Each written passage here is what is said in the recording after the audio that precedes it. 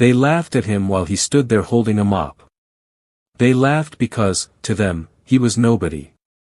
Just an older janitor in a faded uniform, pushing a cart through a mall filled with people who seemed to have more money, more power, and more importance than he did. One woman even looked him directly in the eyes and told him to move out of her way, as if his presence alone was an inconvenience.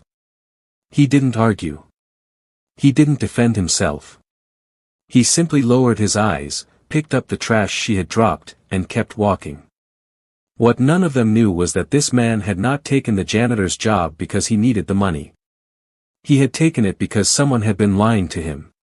For weeks, complaints had been reaching the people who owned the mall. Customers claimed employees treated ordinary families differently from wealthy shoppers. Workers claimed management had become more interested in appearances than people. And then there were the missing numbers in the financial records. So the man everyone ignored decided to see the truth for himself.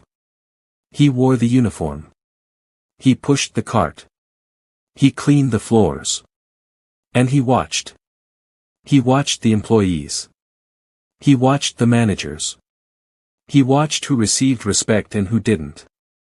Most importantly, he watched what happened when people believed nobody important was looking. And on that particular morning, one small act of cruelty would give him the first clue that something inside the mall was much bigger than anyone realized. The person who mocked him had no idea that she had just humiliated the one man whose decision could change the future of everyone working inside that building. Before we unpack this, let us know in the comments where you're watching from. We'd love to hear from you, and don't forget to hit that subscribe button so you never miss any of our upcoming videos. From the outside, the mall looked like everything a successful American shopping center was supposed to be. Glass doors reflected the morning sunlight. Families moved between restaurants and stores. Employees greeted customers while security officers watched the entrances. Everything looked perfect. But behind that polished image, complaints had been piling up. Ordinary families claimed they were treated differently from wealthy shoppers. Older customers said employees became impatient when they needed assistance. Some workers quietly complained that management cared more about impressing important customers than treating everyone fairly. And then there were the financial records. Several maintenance payments didn't seem to match the work that had actually been completed. The mall's leadership insisted everything was normal. But Daniel wasn't convinced. Only a few days earlier, he had walked into the building wearing a faded janitor's uniform. Nobody asked many questions. To the employees, he was simply another worker whose job was to clean floors, empty trash cans, and stay out of the way. And Daniel was perfectly happy with that assumption. Because while everyone else saw a janitor, Daniel was watching them. He watched which customers received immediate attention. He watched which employees were allowed to bend the rules. He watched who entered Richard's office and who came out looking nervous. And whenever something didn't make sense, Daniel quietly recorded it in a small notebook hidden inside his uniform. Then came his first real test. It happened near one of the mall's most expensive clothing stores. Daniel had just finished cleaning the entrance when a wealthy-looking customer noticed a small puddle on the floor. The puddle wasn't there when Daniel had cleaned the area. But before he could explain, Vanessa appeared. Her entire attitude changed when she recognized the customer. "I'm so sorry, sir. We'll take care of it immediately." Then she turned toward Daniel. The warmth disappeared from her face. "You need to be more careful." Daniel calmly explained that he had cleaned the area only minutes earlier. Vanessa's expression hardened. "Don't argue with me."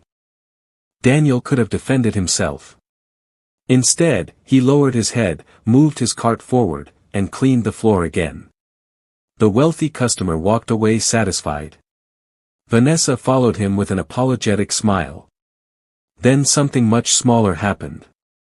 An elderly woman accidentally dropped her drink near the same entrance. Liquid spread across the polished floor. The woman immediately looked embarrassed. "I'm so sorry," she said.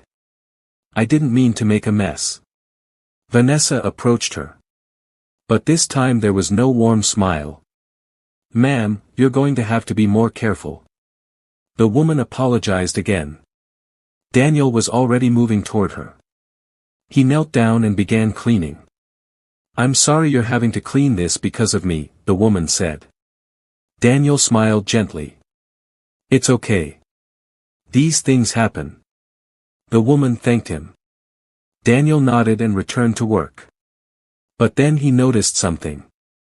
The wealthy customer from earlier had received a complimentary gift card from Vanessa as an apology. The elderly woman hadn't even been offered a napkin. Daniel looked toward Vanessa. Then toward the woman. Then toward Richard's office. He reached into his uniform, pulled out his notebook, and wrote something down. That was the first thing Daniel documented. And he would soon discover that it was only the beginning. For the next several minutes, Daniel continued working as if nothing had happened. But someone else had noticed. Her name was Margaret. She had worked at the mall for almost 20 years. She had watched managers come and go, stores open and close, and the building change over time. But she had also noticed something else. People often revealed who they really were by how they treated someone they believed had nothing to offer them. When Vanessa disappeared around a corner, Margaret approached Daniel. "Don't let them get to you."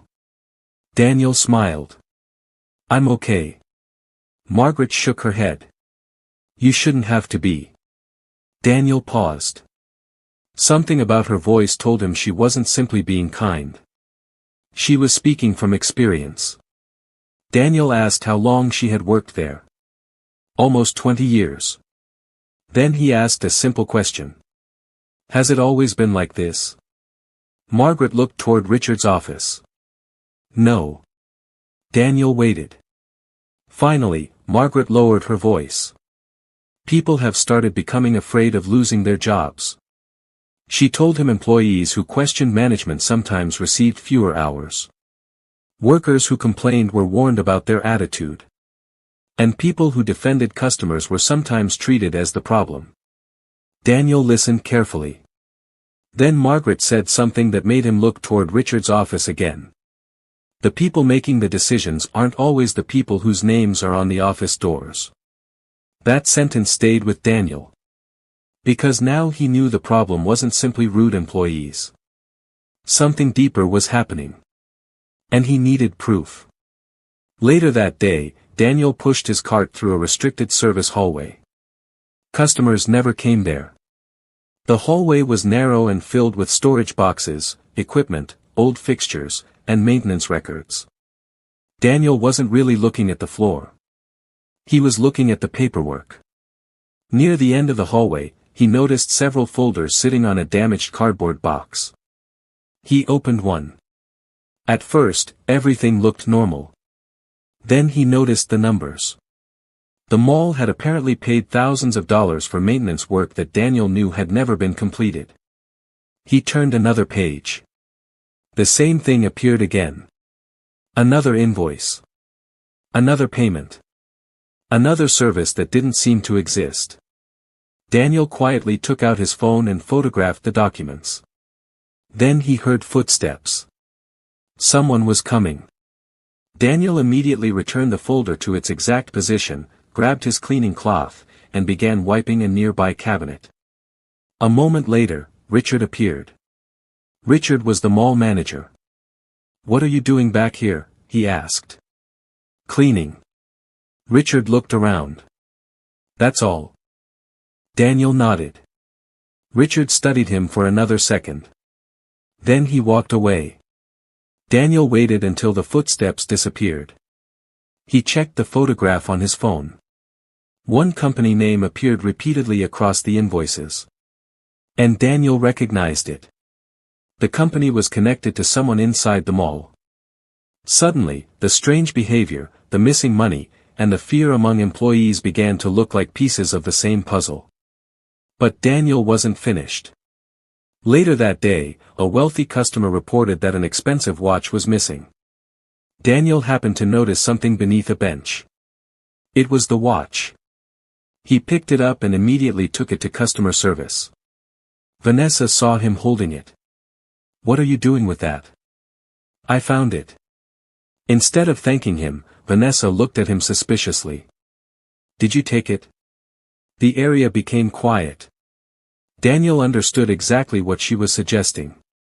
He could have become angry. He could have demanded an apology. Instead, he placed the watch on the counter. No. Margaret, who had witnessed everything, stepped forward. He brought it here because he found it. Vanessa realized customers were watching. But she still didn't apologize. Just go back to cleaning.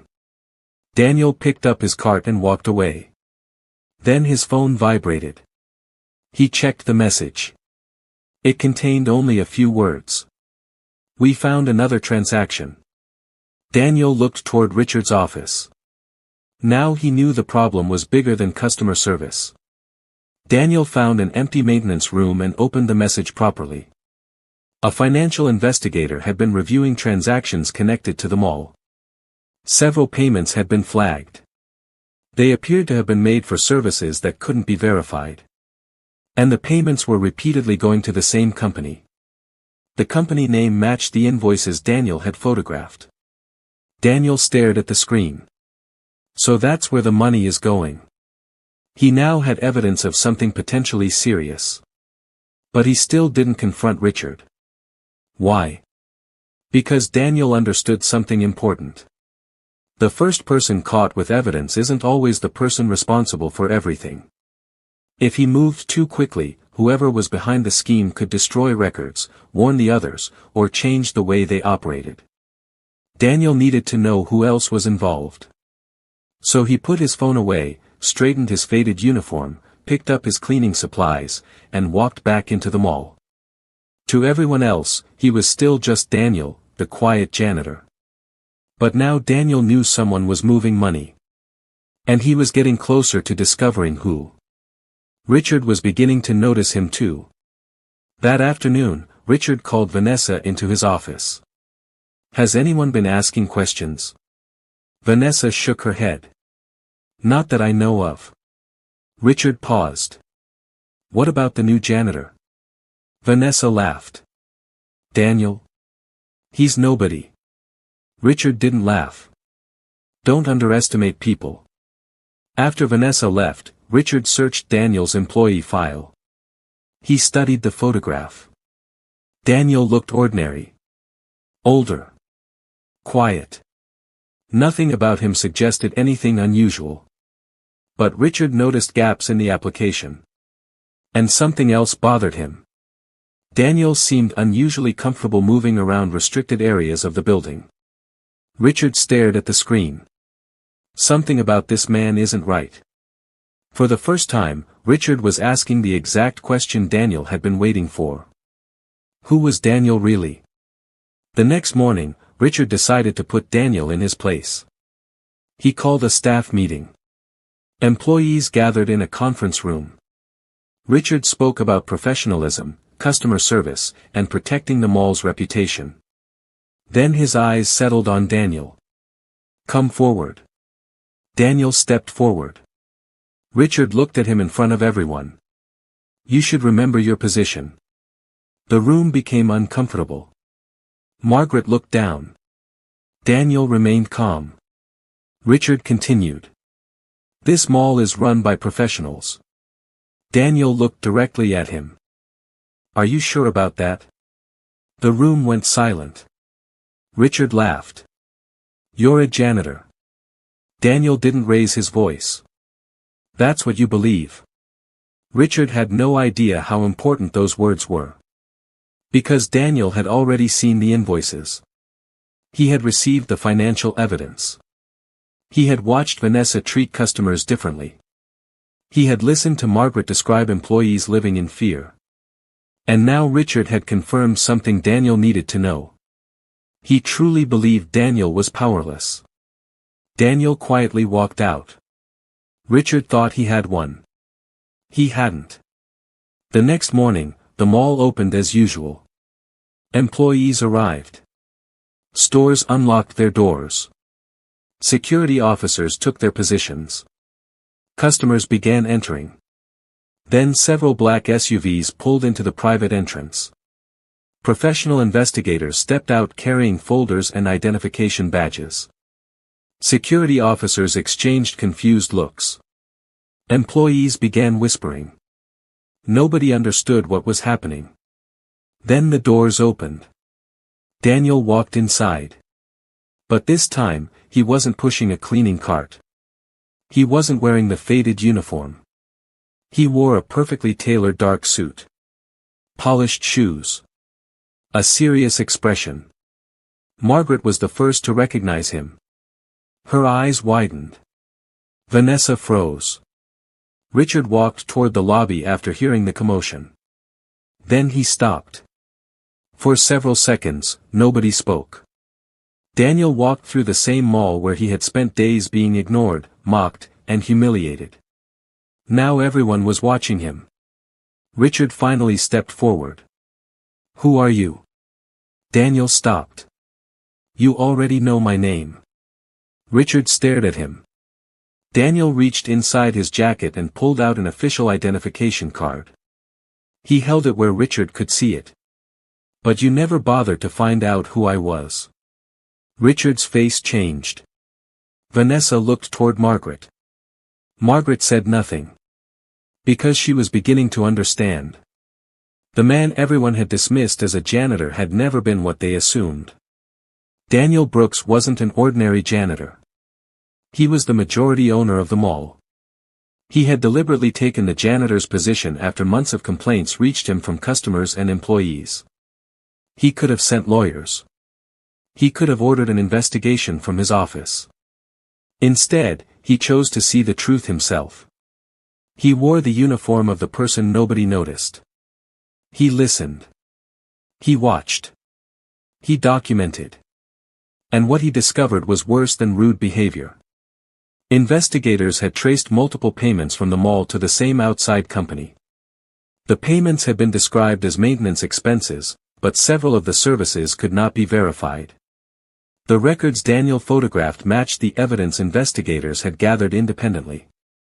Richard and several others were now facing serious questions about transactions they had approved or witnessed. But the financial investigation wasn't the only thing Daniel cared about. He had learned something about the people inside that building. He had seen Vanessa's attitude change when a wealthy customer approached. He had watched an elderly woman receive completely different treatment. He had been accused of stealing a watch simply because of the uniform he wore. And he had been publicly told to remember his position. Daniel looked around the lobby. Then he looked at Richard. "You treated people differently because you thought their clothes told you what they were worth." Richard said nothing. Daniel continued. "You looked at a uniform and saw someone beneath you. You looked at expensive clothing and saw someone worth impressing." He paused. "Yesterday, you thought I was worthless." Richard's confidence was gone. Daniel took one step closer. "Today, you finally know who you were talking to." The lobby remained silent. But Daniel wasn't finished. Because now everyone had to decide whether they had simply followed a broken system. Or knowingly helped create it.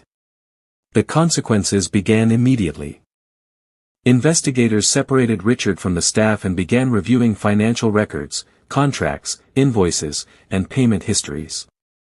Vanessa was questioned about the decisions she had made and the conversations she had witnessed.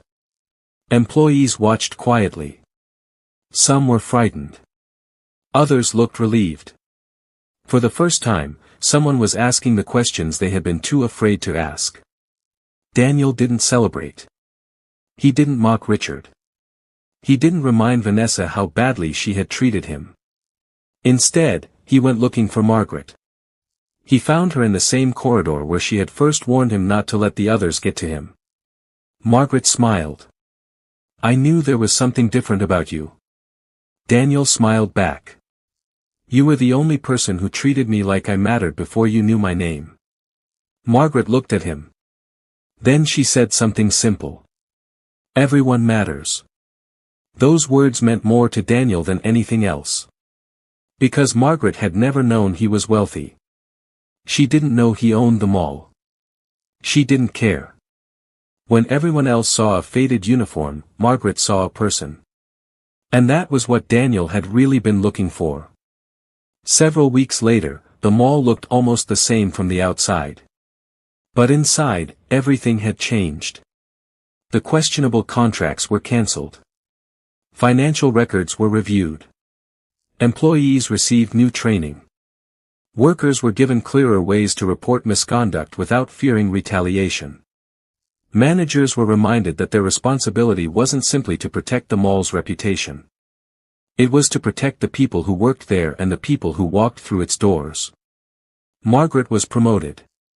Daniel continued visiting the mall, although he no longer needed a disguise. One morning, he walked through the same corridor where he had once pushed his cleaning cart. A new janitor was cleaning the floor. Daniel stopped. A wealthy customer walked past. Then an elderly woman approached from the opposite direction. This time, both received the same warm greeting. Daniel smiled. Because the real lesson had never been about money. It had been about what people assumed money meant. The people inside that mall believed someone's clothes, car, or appearance could tell them how much respect that person deserved. Daniel taught them something they had forgotten. A person's clothes can tell you what they're wearing. They can never tell you what they're worth. The janitor's uniform had hidden Daniel's wealth.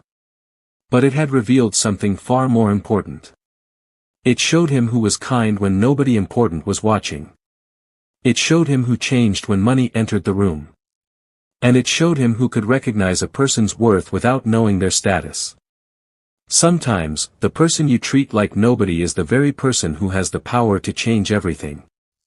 So if you had been there that morning, watching Daniel push his cleaning cart through that crowded mall, would you have recognized that something about him was unusual? Or would you have made the same mistake everyone else made? Tell me in the comments. And if you enjoyed this story, don't leave yet. The next story is about a wealthy businessman who disguised himself as a delivery driver, and what he discovered at his own company was even more shocking. Click the next video, and I'll see you there.